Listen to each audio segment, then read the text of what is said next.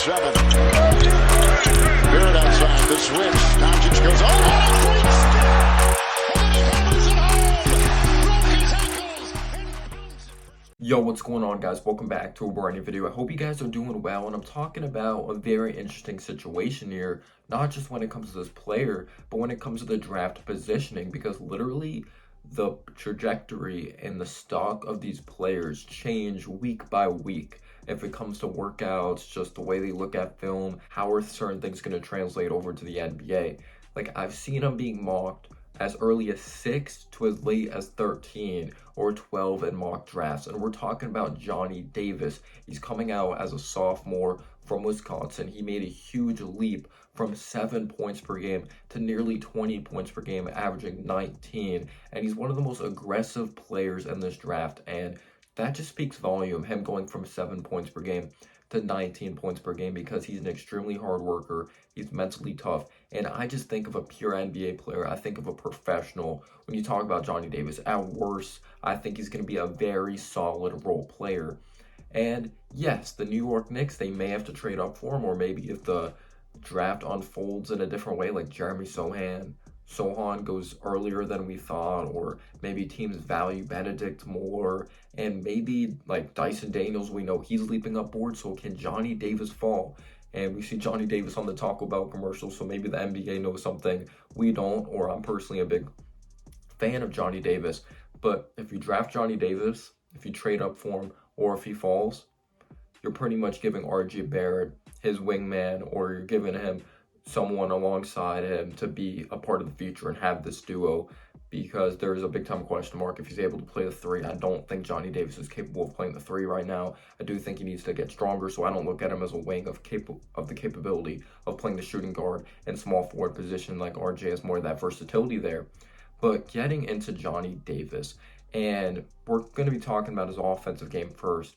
And I absolutely love his ability to get to the basket with his body control. He doesn't really rely on big-time crossovers or a lot of breaking guys down off the dribble or a burst of speed when getting to the cup. He really relies on angles and screens and utilizing his good body control. So if you want someone that's a freakish athlete, Johnny Davis is not really your guy. But I do think he's a solid athlete. He's a sneaky athlete. Sometimes he'll pull off a dunk.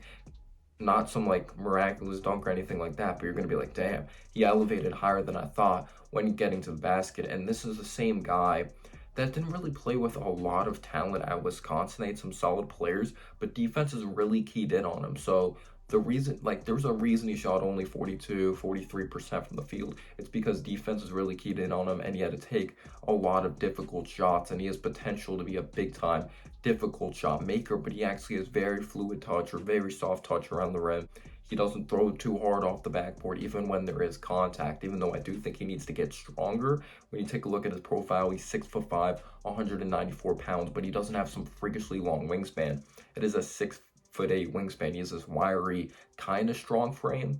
But I do like that despite him not, like, on paper, he doesn't look freakishly strong, or when you watch him, if you just look at his stature, yes, he doesn't look that strong, but he plays stronger than his listed weight really is, because he plays with a high motor, he plays with a lot of physicality, he's an absolute gamer. That's why I think he's going to be somewhat successful at the worst when it comes to the NBA level. But yes, he doesn't have a crazy burst. I think he has an okay first step, but he's able to get to the rack, which I do like. He's able to finish with his left and right hand. And one of my favorite parts about Johnny Davis's game is his ability to hit fall-away jumpers and his ability to use his shoulders. Like he has pretty strong shoulders. Like, yes, he doesn't have crazy weight when it comes to his legs. Maybe you think he has to strengthen those more, especially when he's going to get more and more minutes in the NBA, especially if he's drafted by the New York Knicks. We know Tom Thibodeau is going to play him a lot of minutes, so he's going to have to be prepared for the end of games when his legs do get tired. But he does have the physicality from his upper body of just really doing a good job posting up, creating separation, and being able to knock down the fall-away jumpers, or at least attempt them and get them off, because he is someone, like I mentioned, the defense is really keen on him, so he's really had to recognize when he's been in a Wisconsin Badgers uniform. He's like, damn, another man's coming. Sometimes he's like, I'm not afraid, I don't care, I'm going to shoot it anyway. There's kind of that concern, though, How is he going to fit alongside an RJ Barrett? Because your shot selection needs some work. When there is a following man coming to help on the defense of the basketball, defending a Johnny Davis, he didn't always make the right read. Sometimes he was kind of selfish and took an unnecessary shot. So it's like, is that the best of thing when you have RJ Barrett on your team and you don't really have a pass first point guard? So how is that fit really there? And sometimes he could over dribble at times, which can result in turnovers. So for him not having the best of handle in the world, sometimes over dribbling could definitely be his Achilles heel, but he's a hard worker. So he has the capability of being a difficult shot maker. He actually has a good form. He actually has a beautiful form when it comes to his base, just flipping his wrist, holding his follow through always. He has a lot of elevation on his jumper, which really helps him get off those fall away jumpers or those fadeaway jumpers from mid-range territory. This is someone that really likes to thrive or really likes to get his buckets from mid-range territory. A lot of people say he should shoot more threes, but he knows his spots out there on the court. He knows his limitations, which I do like. He was someone that was trying to help his team win basketball games. He wasn't just strictly focused on his draft stock. He's like, I'm going to put up shots that I know I'm capable of making. The defense is giving me these shots, but sometimes he could force mid-range shots at times. Is there different ways he could score? And yes, he's a versatile player when it comes to different ways of scoring the basketball. He could score in pretty much everywhere all over the court when it comes to mid-range territory. We are going to be getting into his three-point shot, but sometimes he thrives off of dribble handoffs. And when he gets a screen, he knows how to utilize it. He plays so smooth. He plays with such a great tempo. It looks like he's constantly in rhythm, and he just plays with such great level of patience. So when he comes off a screen, it's the perfect timing. He makes sure that there's not an offensive foul called, and he knows how to utilize it the right way. And he has good elevation on his jumper. He knows how to elevate over the personnel. He just has great form, and it looks like it's going to go in every time. But he does need to recognize when to kick it out and not always try to make the hero ball play when the defense is coming over to collapse, because he was a huge part of their offense, especially in the half court setting. But he's also shown that he can break guys down off the dribble a little bit. When it comes to being a main ball handler at the next level, he still has improvements to make. He is a solid fundamental crossover, but you don't see a big majority of separation when he is performing it. So there's kind of a concern how it's going to translate over to the next level, but he can create a little bit of separation off the dribble as well. But there is the concern, like, how is his three-point shot going to translate to the next level? He did show the ability to knock down threes off the dribble, but it wasn't at a high efficient clip. He only shot 30% from downtown. He did shoot better his freshman year, and the form's there. But I've seen prospects, I've seen players in the past, I'm like, they have a solid form. They may get it together from downtown. They don't really necessarily end up being a great three-point shooter. But again, you have to think about the player, you have to think about the person. And Johnny Davis is an extremely hard worker. So I do think that three-point shot, at worst, I think he's definitely going to get it up to 35, 36% at the worst. And I think he has the capability of getting it up to 37%. That's how much I believe in him when it comes to reps, putting in the work, mentally tough individual. And talking about mentally tough in the tournament, he proved time and time again, or one game specifically, that he's not afraid of the big moment. He's not afraid to take it to the basket. He doesn't settle. He's all about winning, but I do think he's going to have to improve his vision out there on the floor and sometimes not always look to play hero ball, which I do understand the pressure. Wisconsin, without him, they wouldn't have made the tournament. That's no disrespect to Wisconsin, but he pretty much was their offense. The defense was keyed in on him, so maybe when he gets to the NBA, he's going to be like, I'm not going to be asked to do as much, and I could trust my teammates a little bit more. But yeah, he does need to get better, passing out of different situations when there is pressure coming at him when it comes to the defense side of the basketball. But his potential as a difficult shot maker. He doesn't have a crazy burst. His handle, yes, he had this huge role of handling the ball, creating shots for himself, really starting up the offense for Wisconsin. But is his handle going to be good enough? Is his first step going to be good enough, like at the next level, to be one of those top options? Can he step in, be a number 2, a number 3? Because I think his handle still needs to get tighter. You could say he still needs to get a little bit stronger. His handle's not to the point that you could just trust him constantly creating his own shot. And his first step's not at the level that it's like, can you consistently count on him to get to the basket? Because sometimes when there's those really lanky guys, he struggled finishing above them. He did. And when there's those really athletic, lanky, move their like these defenders that move their feet very well, like he struggled to get past them at times, and sometimes he settled for not the best of shots. That's why when he's in trouble, when there's certain defensive personnel on him, he needs to get better distributing the basketball or making the right basketball play. He has to realize he doesn't always have to make the hero ball type of play. So now getting into his defense, I actually think he is very high potential. He's already a good defender, but I think he can continue to get better because he's a gamer. This dude's competitive. There's an edge to him.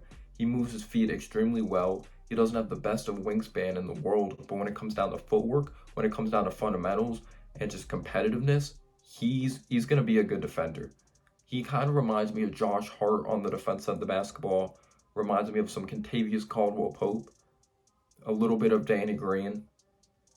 Those are very solid players on the defense side of the basketball. But he's someone that has very good instincts. He reads the passing lanes very well. He's athletic enough to jump them, time them very well. He has quick reactions when it comes to defending shots outside on the perimeter and making a big-time shot contest. He does a good job maneuvering around screens. He knows when to go under. He knows when to go over, and he makes a key defensive play. This dude's literally a jitterbug. This dude plays with so much energy. I really respect the way he plays the game of basketball. And yes, in the open floor, he actually makes really nice passes, like when the offense is simplified for him. Because if you didn't know, he averaged over 19 points per game in a very slow type of system. Most of the time when players score a lot of points, it's a lot of pushing the pace, get easy buckets in transition, make simple reads, be decisive. But the thing I like about Johnny Davis, because when it comes to the NBA playoffs, when it comes to big-time games, the game's going to slow down. Defenses are going to play you tighter. There's going to be different types of coverages. So how are you going to be when there's not much momentum? Let's say the crowd's still going to be going crazy, but you could say there's less thinking going on and there's a more decisiveness to your game when you're playing in transition. You're like, oh, this is like a layup line here. I'm just going for a layup. Like there's a certain level of aggressiveness, but I feel like you have to have a higher basketball IQ in the half-court setting. And Johnny Davis thrived in the half-court setting. Again, he needs to become more efficient and he needs to decide he needs to take better shots, in my opinion, and like I mentioned, make the right basketball play. But averaging over 19 points per game in a pretty slow system when it came to the Badgers, I thought was extremely impressive.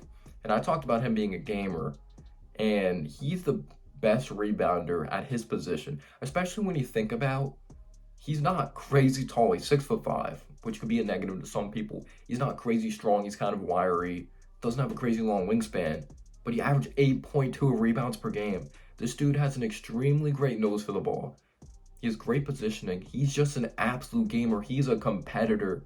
He's all over the place. So even if he does, let's say he averages like 9-10 points per game at the worst in his career, that's okay because he still brings you defense. He's still going to try on the boards. He's going to try to help your team win games. But then you could say it's also a negative if he only averages 9 to 10 points. What's the efficiency? Is he still forcing shots? Because I do trust his jumper, but sometimes he'll shoot off balance jumpers when they're kind of unnecessary. But I love that he's not afraid to take over games. But RJ Barrett also likes to take over games for the Knicks, and a lot of Knicks fans like him as a closer down the stretch.